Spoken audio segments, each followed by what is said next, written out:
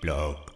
Hello and welcome to episode 26 of the Frogbit Blog podcast. In this episode, Len, the minimalist, is back on talking about, well, he talks about all sorts of clever stuff actually.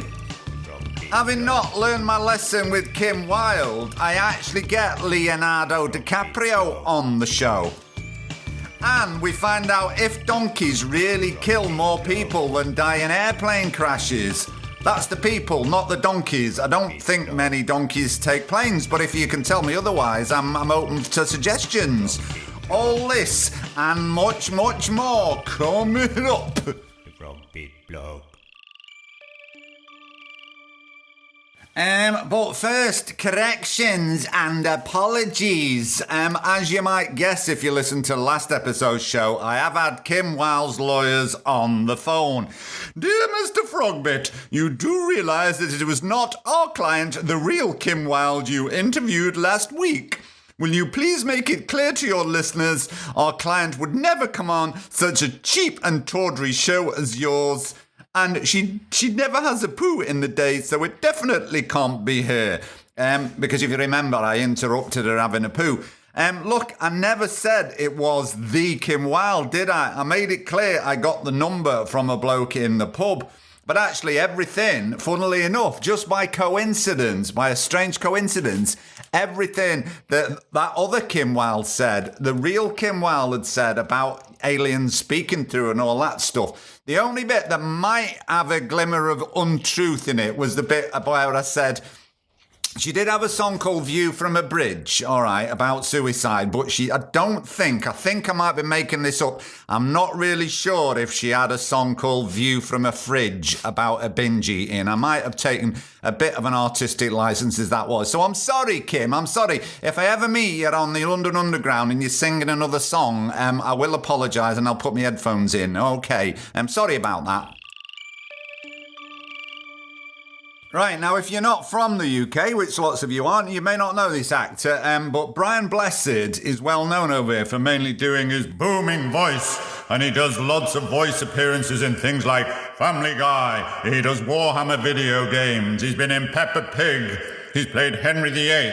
Anyway, animal activist Brian Blessed had a heated disagreement with farmers while hosting a pig and poultry dinner in Warwickshire, it has been reported. The actor was dressed as a Tudor king and had been asked what laws he would enact were he a ruling monarch. Blessed, who has campaigned against badger culling in the past, said he would ban the practice. Farmers then began airing their discontent at this former Flash Gordon actor, with one allegedly shouting and swearing at him. Blessed reportedly responded with an expletive-laden tirade. "You're all cunts. I hope you all die of TB. He then said it had been a bad idea for him to host a pig and poultry farmers event and left. Good on you, Brian. Stick it to him. Right, story of a dead hunter. Hooray! We lost a moron, another moron. We lost a moron today. A buffalo killed professional hunter Claude Clayhans in what is believed, why am I doing Australian? He's from South Africa. In what is believed to have been a freak accident on the banks of the Levubu River shortly before midday on Tuesday, 22nd of May. I can't do this accent, I'm just going to do my normal one.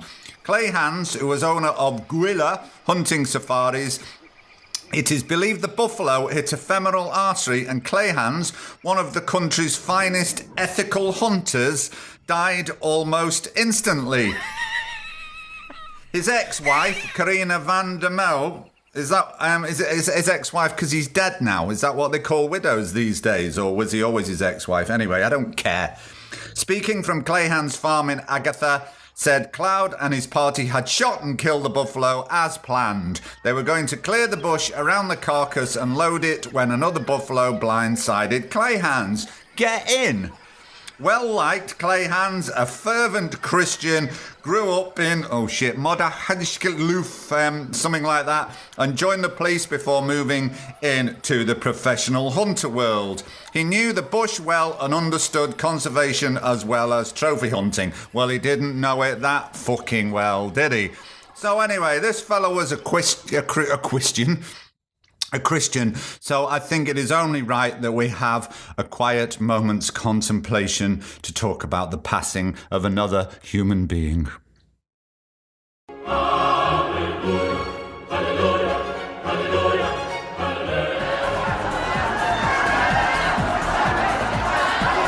Right, I do these quizzes with students at the start of sessions, and by coincidence in the past couple of weeks, the same question has come up twice. It's weird.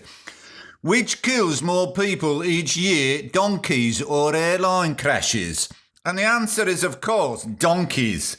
Well, listeners, you know me, I wanted some proof of this, and more interestingly, I was wondering, how do actually I'm struggling today, aren't I? How do people die from donkeys? Do they get bitten, kicked, shot by donkeys with AK-47s? What? So I thought I'd better do some research into this alleged donkey-related savagery. And here's what I found. Here's the first one. I saw this statement on the internet that more people are killed by donkeys than airline crashes each year. Now my spouse doesn't want me to get a donkey. Is this true? Help! Answer, no, this statement has been plaguing us for several years now. It appears somewhere as a factoid, but it, along with several others on that list, is totally false. We often hear of people being injured by their donkeys, but can't yet name one case where someone in the USA, we're in the USA, sorry about that, and there have been certainly hundreds of people killed each year in plane crashes. You think that several hundred people killed by donkeys each year will be publicised somewhere, other than a factoid sheet. Having searched the archives, we cannot find any notice of members or people killed by a donkey. So anyway, I found a bit more, and the next one said, we've traced the claim at least as far back as 1987, when it was cited in the London Times in an article about, not surprisingly, efforts to help people overcome their fear of flying. One expert estimated that more people in the world are kicked to death by donkeys than die in plane crashes. So he was from the airlines, and he made up this totally made-up statistic about why did he pick donkeys? It could have been anything, couldn't it? What a weird thing to pick. Yeah, very, very bizarre. Yeah, but anyway, it goes on to say the claim that donkeys directly kill more people every year than airplane crashes is a bit much to swallow without something to back it up, because there's roughly 1,200 people a year die in airplane crashes. So I did a bit more digging, and I did actually find one instance. The mayor of a South Texas town appeared to have been attacked and killed by a 500-pound donkey, according to the Associated Press. The body of William Bill Bloke, the 65-year-old mayor of Hollywood Park, was found on Monday night by sheriffs and relatives who went looking for him after he failed to return home from tending to his cattle ranch. Atascosa County Chief Deputy David Soward told the San Antonio Express News, the search party's findings on the ranch made it clear a combative male donkey had been responsible for the male's death. We'll probably never know what triggered it, but it was evident that this particular donkey was involved based on the evidence at the scene and what we saw on this donkey. The evidence at the scene and what we saw on this donkey. What on earth does that mean, eh? What have they found on the donkey? Was he trying to, have sex with it? Did he put some stockings and suspenders on it? Was a used condom found lying nearby? What we saw on the donkey. Doesn't that sound a bit weird? What can you possibly see on a donkey? It serves you right, you pervert. You tried to shag it and it rejected your advances. Case closed, Inspector Frogbit. The Frogbit bloke. Right, Len. Remember Len? Len that was on a couple of episodes back. He was one of them minimalists. Well, a couple of people emailed in and they said that they thought he was very interesting, very informative, well-spoken, intelligent and thoughtful. Unlike you gobby, opinionated, uninformed blowhard. Actually, I'm sure they meant Donald Trump there. So anyway, they wanted him on again, so he's going to come on and be a regular. And I thought I'd give him his own theme tune. And considering one person thought there was nothing wrong with his northeast accent, in fact, I found it quite sexy. Here's Len again. Yeah, it's Len again. It's sexy Len again. Ooh, yeah, it's Len again. Ooh, yeah, it's land again. Land, ooh, land. Ooh, sexy land. Ooh, land, yeah, land, great land. Anyway, so I've got Len back on the show to talk about some other interesting things. So welcome back, Len. Thank you very much. It's absolutely lovely to be back again. It was such a pleasure last time. I thought I'd better join you again. Yes, so what are you going to ramble on about today, Len? Very much rambling, probably. So my apologies for that if that's the case. I've had some coffee this morning, so that's usually the case. I'm going to talk about, if we're going to sort of blanket it, would be if technology could save us or at least help. Right, because this is coming at it from a sort of different way that I do, because you know me, I'm very much a nature kid and all back to nature, and I think that going natural will save us, but you're coming at it from a younger person's perspective, a completely opposite perspective, that you think technology will save us, yeah? And I'm not disagreeing here, I'm open and willing to learn, so... Very good. So you go on, you tell us, go on, start. Yeah, I mean, we do actually have very, very similar sort of outlooks when it comes to the environment, and I'm a big fan of being out there in the fresh air myself, but I've actually a lot of my interests, especially through work and things like that, are all about with virtual reality and other technologies as well. So I'm going to throw some facts at you and I'm going to discuss a few bits and bobs. For a start, do you read books? Yes, like books? All the time. I read every night. And how do you tend to get a library, buy them? Well, I actually buy them. You're going to tell me I'm being really bad now, aren't you? No, not at all. I own a few books. I much prefer having my cookery books to be on paper. To tell the truth, for me, what it is that I spend all day on the computer and stuff like that, and I'm always looking at this digital interface, and I don't want an ebook reader because I just want something different. I like the tangibility of books. I like being able to lie in bed and fold the pages and blah, blah, blah. And you're going to tell me now that I'm not eco-unfriendly. I'm certainly not here to preach or sell anything. Preach, go on, maybe I will. I've got a few little bits of research that I've done. There was a company they're called Clean Tech that actually concluded that purchasing ebooks is actually a lot better for the environment. So, for example, if you're going to read 3 ebooks per month for about 4 years, that's roughly about 168 kilograms of CO2 released to the atmosphere by using something similar to a Kindle or an iPad, compared to the estimated over 1,000 kilograms of CO2 produced by the same number of printed books.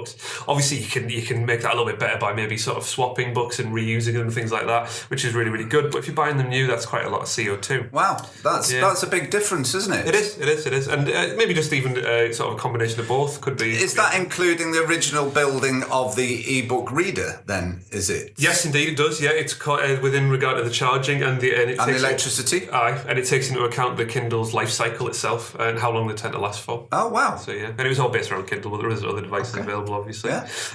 One thing I'd like to talk about is more of that. That's just one example. What would happen if a lot of our consumption was actually moved into a virtual world? And obviously something that me and you are both passionate about is, especially from a minimalist point of view from me, is all about consumption and the damage that can actually have to people and the environment.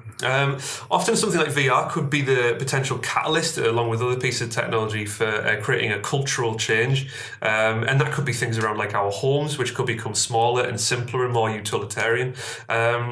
Often, do you actually think this is going to happen? Is this just something that you'd like to happen, or do you see when in your study of VR that we're going to move to this virtual world? I think it definitely. I think it really can, and often it's science fiction can often show a little window into things happening, and often and in my house, I mean, I've got a much smaller home right now, and it feels more spacious than say my parents' house or my grandparents' house. Mine's not full of tat because it's not full of DVDs, it's not full of books, it's not full of any of those things. Right. I could probably limit my sense of belongings down to like maybe one wardrobe and like a small drawer underneath the telly, really. Which that I'm one person. I don't think my wife or my life has been hindered in any way, or my wife's life has been hindered in any way by that.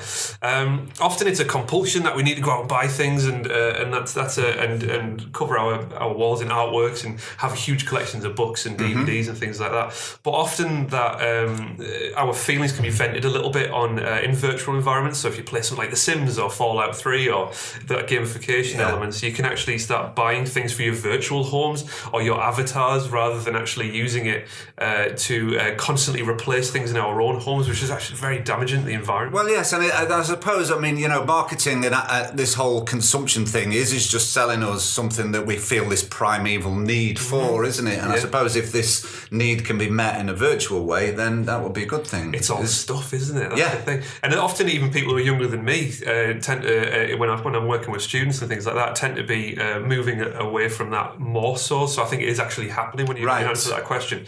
And that can mostly be seen in things like buying of cars. Lots of people aren't buying cars anymore. They use things more likely to be Ubers and things like that. A lot of people aren't even thinking about buying houses anymore. And there's something that I hope to talk about with you in the future is digital nomad societies as well. Oh, which is quite cool. Oh, that sounds interesting. Yeah, that is a good one. I can talk about that now if we've got a little bit of time, very, very briefly. We could basically I'd set up for people who work within digital technologies and often just need something like basically a laptop and a good internet connection and keep themselves constantly mobile, working in things like in digital nomad societies, hostels and things like that. And often it's big in America, but also parts of Asia where you can move around, working with people who are going to be conducive to your working environment and not actually having a set home. That's interesting because, I mean, the problem for now for a lot of younger people, isn't it, is that they can't afford to buy somewhere. So maybe this will actually be, mother is the necessity of invention in some ways, is that maybe there'll be this. I like the sound of this. It's an interesting movement, isn't it? Yeah. Well, that's very interesting, Len. I said come and talk for 5 minutes, and we've hardly scratched the surface here, have we? But thanks for coming in. You're going to come back again, aren't you, and talk about it some more? I would absolutely love that. That'll be fantastic. Thank you very much. Brilliant. Thank you. He is very good, actually. No, I enjoyed having the conversation with him. And there's a thought here. If anyone else wants to come on, if you've got a topic you want to talk about or rant about, you could just record it and send it in. Then you don't even have to speak to me. Seriously, if you've got something you think we should hear, whether it's a funny story, whether it's serious, whatever, drop me a line at thefrogbitbog@gmail.com or contact me on the website, on by pressing the contact button there. Keep it to 5 minutes max. I don't know your name's Max. I'm just saying keep it to 5 minutes max. And I'd love to open this podcast out really and hear what's going on in your part of the world, covering the sort of things that we talk about on here, whether it's green issues, animals, science, philosophy, the environment, consciousness, the universe, whatever. We'd love to have you on, so think about coming on and doing a rant wherever you are in the world, because I know there's people all over the world listening and don't get all the stories. So come on and tell us what's happening in your neck of the world, your neck of the woods, woods. The Frog Bit Blog. Now, I was on Facebook the other week. I'm in loads of groups, so I'm not going to say which one it is, as I don't want to embarrass or shame the person. And this really isn't about embarrassing or shaming anybody. Now, as most of the groups I'm in is around the subject of eco stuff, universe, green living, science, that sort of thing, And there was a discussion about eating meat. Now, it sort of depressed me and surprised me in equal terms because it just shows how much people need some facts. And remember, this person is someone that came across as intelligent and clued up and they were into nature. And this was on the topic of meat. And this is what they said. But surely, if all humans became vegan, animals like cows, sheep, pigs, etc. would die out and become extinct. Fields would all be mass planted with crops to feed the vegans, causing habitats to disappear. Woodlands would be cut down to grow crops to feed the 7 million plus vegan humans. Many vegans disagree with having pets, so cats, horses and dogs would become extinct. There won't be room for anything but houses to house the expanding population due to living longer. And fields of crops to feed all those millions of vegans. I don't eat meat, but I'm not a vegan. Many UK vegans believe what they see online is happening in the UK, and it's not. Plus, the extremist vegans give everyone else a bad name. They are just terrorists. Holy shit. So, I'm not even sure where to start with that. So, the world can't become vegan because A, there isn't enough land, and B, cats, horses, dogs, etc. will become extinct because many vegans disagree with having pets. Really?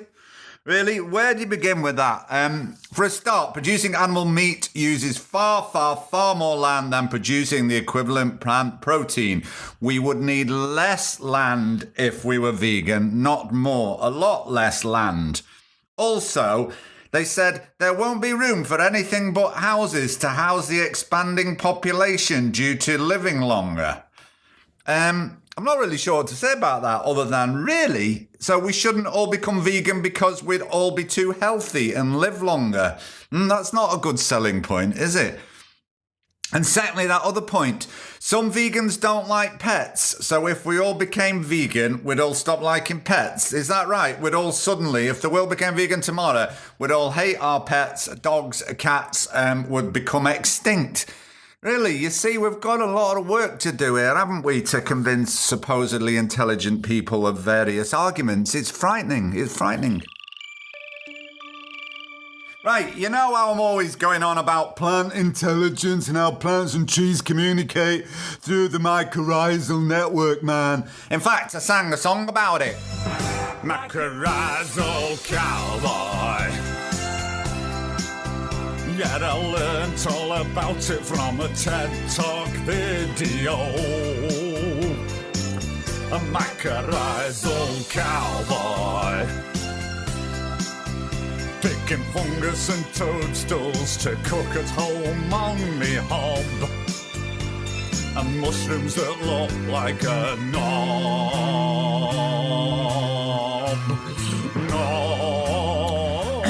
Anyway, well, I got sent an article last week from a good friend Rob, who sometimes writes a blog on the Frogbit blog website. My friend Rob, he writes a blog. Anyway, he writes a guest blog sometimes for me. But anyway, it was about plants and how they communicate. Plants use their roots to listen on their neighbours. According to research that adds evidence that plants have unique forms of communication. The study found that plants in a crowded environment secrete chemicals into the soil that prompts their neighbours to grow more aggressively, presumably to avoid being left in the shade. If we have a problem with our neighbours, we can move flat, said Velimir Ninkovic, an ecologist at the Swedish University of Agricultural Sciences. Plants can't do that. They've accepted that and they use signals to avoid competing situations and to prepare for future competition. Which sort of reminded me of the research that I talked about a while back. Dorothy Retelak, do you remember her? I'd never heard of her before, but in the 70s she did some musical experiments on plants. And she wrote a book on it called The Sound of Music and Plants, which is really funny. And I went to buy it, but it was 70 quid. So I thought, fuck that. I will just read a paragraph off the internet. It's cheaper. Anyway, to summarise, her experiment showed that plants loved certain type of music, liked others, and absolutely hated a few. And not only did plants make the music make the plants thrive or die, it also made the plants lean into or away from the speakers where the music was coming from. So what do you think was plant top of the pops? And if if they did talk, I wonder what sort of conversations would be like.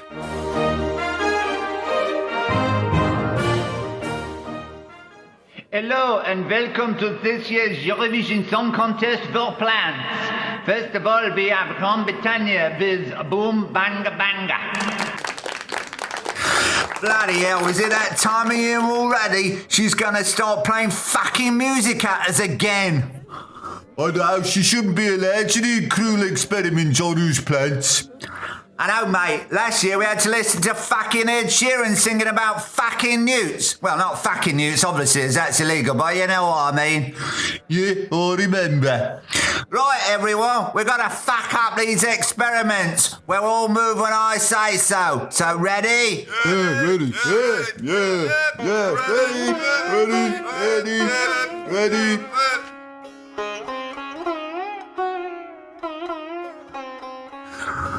Oh, I quite like that. Ask the cannabis leaves to come over here and brush themselves against me, will ya? Ready, troops? Lean into the speaker after 3. 1, 2, 3, go.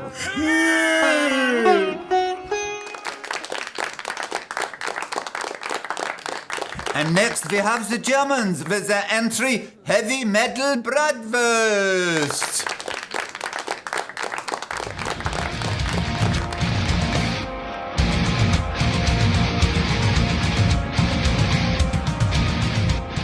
Oh no, not the fucking Germans, this'll be shit.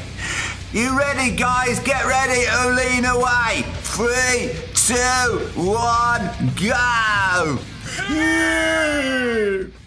So there you have it. Apparently, the plants loved Indian classical music, hated heavy metal. They weren't asked about country music and thought Bach was okay. And we know this because they told Dorothy. Now, me and Mary were watching The Wolf of Wall Street the other night and saying what a really good actor and a top all-round bloke Leonardo Di Caprio is. And guess what? They've only gone and named a beetle after him. Ringo, I think it was. Ringo Di Caprio. Sounds right, that, doesn't it? No, I mean, they've actually named a real beetle after him. Listen on. A new species of water beetle found clinging to a sandstone rock in a fast-flowing stream that leads to a waterfall in Malaysian Borneo has been named after the actor Leonardo Di Caprio. The tiny black insect, which has partially retractable head and slightly protruding eyes, was named after the star of Titanic and The Revenant for his environmental activism. Hey, I hope they're not saying Leonardo has retractable head and bulging eyes. That's shocking. Anyway, while this is a green issue sort of podcast, I thought I'd get him on if I could. So I got the number off the bloke in the pub who swore he had Leonardo DiCaprio's phone number. It was the same one that got Kim Wilde. So I paid him 20 quid for this phone number and I got Leonardo DiCaprio and I thought I'd give him a ring, so here goes.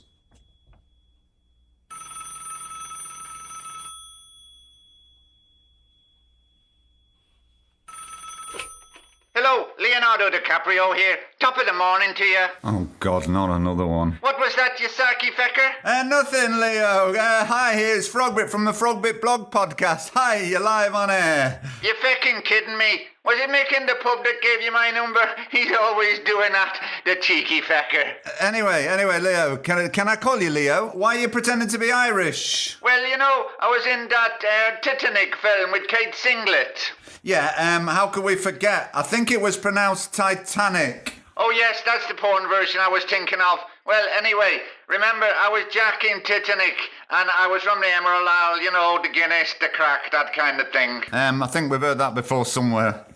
Well, I did my Irish accent then, and Kate Winslet bloody fancied me in the film, and I thought, well, if Kate Winslet fancies me, then I should keep doing this accent, as I might be able to pull a few more actresses. But she's acting when she fancies you, isn't she? Isn't that part of the story? You're feckin' kidding me, aren't you?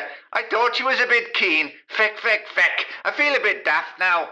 Anyway, Leo, have you heard they've named a beetle after you? No, which one? Ringo DiCaprio. Oh, no. No, it's a water beetle. They found it in the waterfalls of Malaysia and they've named it after you because of your environmental activism. What? They've called it Jack? No, that's your character's name. They've called it Leonardo DiCaprio. Oh, have they? That's lovely. Anyway, while you're on here, is there anything you want to do? My last couple of guests, Ed Sheeran and Kim Wilde, both sang songs, but you're probably not much of a singer, are you?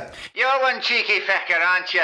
In fact, to prove you wrong, I'm going to make a song up about the beetle named after me on the spot, just to show you. Okay, sing away. I'm getting the hang of this. I'm getting the hang of this. Yes, I am. It's very good. Here we go then. Well, my name's Jack from the Titinac. Well, they named a beetle after me. It had big eyes, it was ugly. And they found it at a waterfall. And it didn't have a name at all. Now, not a beetle like that Ringo. This beetle is Leonardo. I love it, yeah. I love it, yeah. I wanna hold your antennae. Woo! I wanna hold your antennae. Woo! And that's all I've got because I'm an actor, not a singer. Ooh, yeah. Ooh, I've run out of things to sing now. Please, will it take bloody finish now? Very good, Leo. Very good, but promise me one thing. What's that then? Don't give up your acting career. Oh, you're one sarky fecker, you are. Bye now. Bye. Come back and visit us again, will you? Oh, I will that. Bye now. Well, I wasn't expecting that. Good guy, that Leonardo. Did you know that he launched an environmental foundation in 1998 to help protect threatened ecosystems around the world? And in 2016, he received an award for his work from the UN. And in a speech at the ceremony, he said tackling climate change could be the biggest economic opportunity in the US history. And just going back to the Beatles, there's already one named Kim Winslet, not Kim Singlet, Kate Winslet. But also listen to this. Earlier this year, a particular beefy fly from the Brazilian Amazon was named after Arnold Schwarzenegger. While last year, the discovery of a moth with yellow whitish scales on its head was named after Donald Trump. Kate Winslet already starred along DiCaprio Titanic, already has a Beatle named after her, as do George W. Bush, Bill Clinton and Adolf Hitler. Look, I'm sorry, really, all the good people doing good things throughout history and some knobhead names a Beatle Hitler or Bush or Trump. Really? Really, do you have to? Well, I think that's all we've got time for this episode. So thanks for listening. And like I said, remember, if you want to come on, if you want to rant, get in touch with me and come on and we'll share some stories. Well, that's it really. Thanks for listening. Bye. From bloke. From bloke. From bloke.